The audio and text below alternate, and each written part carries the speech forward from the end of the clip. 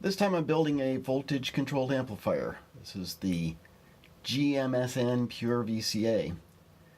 It's a single channel VCA module. It's got level and offset controls built around the FAT2180 audio amplifier IC. Gmsn is a company that unfortunately no longer exists. They went out of business in December of 2018, but their stuff is still somewhat available. I bought this module from Modular Addict as a board and panel set for about $15, which I thought was very reasonable. Now let me tell you about buying the parts, the components for this, because there's a couple of lessons learned. I had some of the components in my stash, and most of the rest were parts that are pretty easy to find in lots of places. There were three bottleneck parts, which were the jacks, the pots, and the 2180 IC. The jacks and pots are board mounted, so of course you have to have the kind of jacks and pots the board was designed for. For all three parts, I could basically find just one domestic supplier, and naturally they were three different suppliers. So Small Bear Electronics had the pots and not much else. The jacks were available from SynthCube, and as for the IC, Mouser Electronics had it, and of course Mouser had all the resistors and capacitors and diodes and the op amp and so forth. So I ordered just the pots from Small Bear, and I figured I'd get the jacks from SynthCube along with a power cable and the rest from Mouser. But I wasn't entirely happy about that because Mouser's prices are okay, but not great, and they charge a lot for shipping. The minimum shipping charge is $7.99, which is more than most other places. I started looking for other options, and it occurred to me to check with Thonk, which is a synth DIY vendor in England.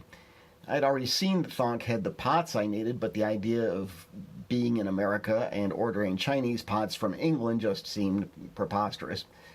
Well, Thonk also had both the IC and the jacks, and when I went to the trouble of actually checking my assumptions, I discovered their prices were good and their shipping charges were surprisingly low. There was just one gotcha, which is they don't include nuts or washers with the jacks. You have to buy them separately in bags of 50 for $1.95 each.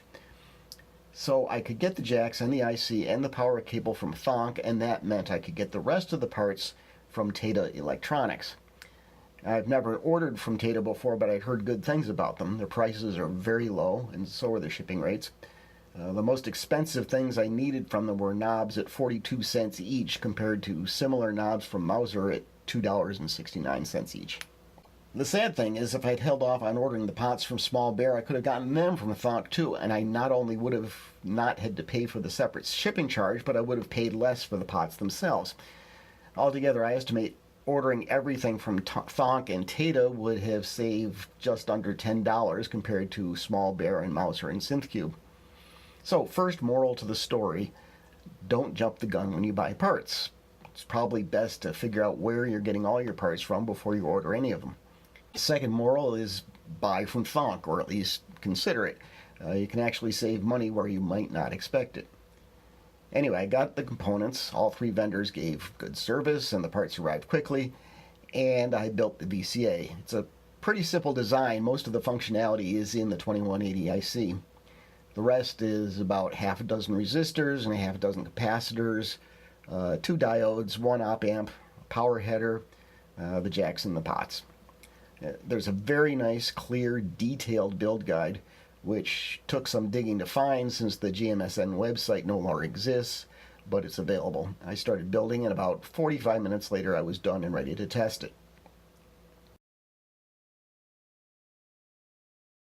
VCO plugged into the input, and the output's going to external input on the Mother 32, and from there to sound system. And we've got a LFO square wave going into control voltage input. Turn up the offset. And it comes through. And turn up the control voltage.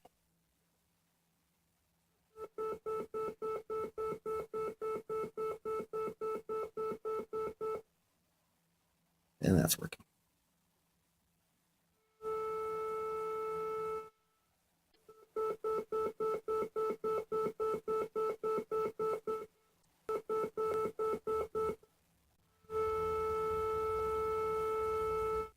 It works. And now all that was left was to put the rest of the nuts on the jacks and pots and put knobs on the pots, which is a topic all to itself. Selecting resistors and capacitors for a kit is one thing. Selecting knobs is another. You're not just meeting specs, you're making aesthetic decisions about the look and feel of the project. I happen to really like the classic Moog type look, the black or dark color panel with kind of formal white lettering and black fluted knobs with aluminum inserts and white pointers, but that look is not what you've got here. This panel has an informal look to it. It's got this slanting display typeface and these swooshy arrows around the pots. I guess these are intended to help people who have trouble remembering how knobs work. It seems to me these black Moog style knobs on that panel would not really work out very well. It'd be kind of like a tuxedo on a sheep. You need something less austere, I think. So I considered getting red knobs to go with the ones on the AI synthesis modules and the one red knob on the Vca VCO that I already have. But I decided not to. Maybe you can argue a uniform knob color would help pull together the disparate look of the different panels, but I don't think so. I think it would be kind of obviously contrived. So I decided I wanted a fun color but not red. So I bought several kinds of knobs from Tata because I didn't want to rely on pictures on a website. I wanted to see them and hold them and put them on the panel. So here's the first candidates. This is kind of obviously a shout out to classic Moog, fluted knobs, aluminum inserts, white pointers, but in bright blue. So now instead of a tuxedo on a sheep, it's a blue tuxedo on a sheep, which is a whole different thing. But I have a problem with the size of these knobs. The diameter is not very large, but it is large enough to partly obscure the swooshy arrows. And that's bad enough, but you also may or may not have noticed the upper arrow is a little misaligned, not quite centered on the hole. And with knobs this size, the misalignment I think is more obvious because the graphic is so close to the outer edge of the knob and it fails to follow the outer edge of the knob. So I decided not to use these.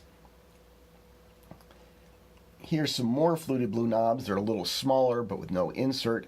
They don't obscure the arrows really, but they're still large enough, I think, to call attention to the graphic misalignment. So these were a contender, but I decided not to use them. Here's another knob, and where do I start? This is also too large. It obscures the arrows. It's described on the Tata site as blue, just as the other knobs were, but this is a very different shade of blue.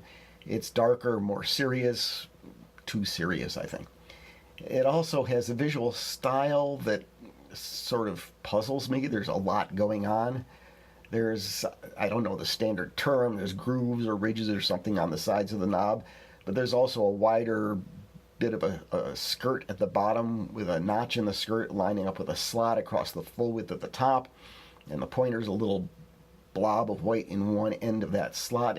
It's all very busy, and that slot especially, it bothers me. I don't know what the point of it is.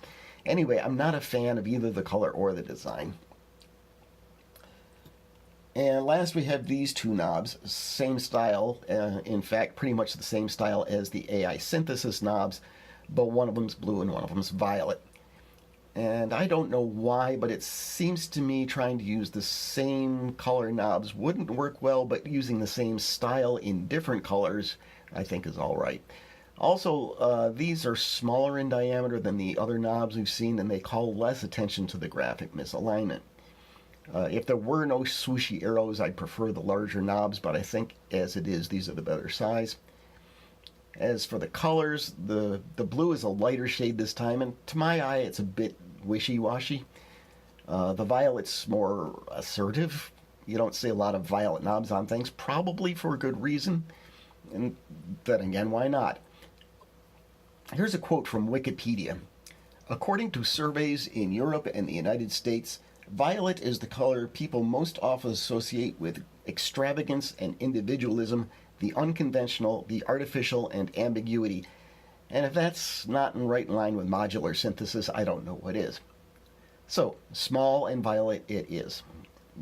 Now, the other good thing about knobs is you don't solder them on. You can undo the set screws and yank them off and toss them out if you change your mind. We'll see. Anyway, that's the Gmsn Pure VCA, my latest but not my last DIY module. I have boards and I've got parts for a wave folder from Nonlinear Circuits and a sample and hold from PM Foundations. So those will be coming up soon. Subscribe if you want to get notified when I build those. Hit that like button, and I'll see you next time on Analog Output.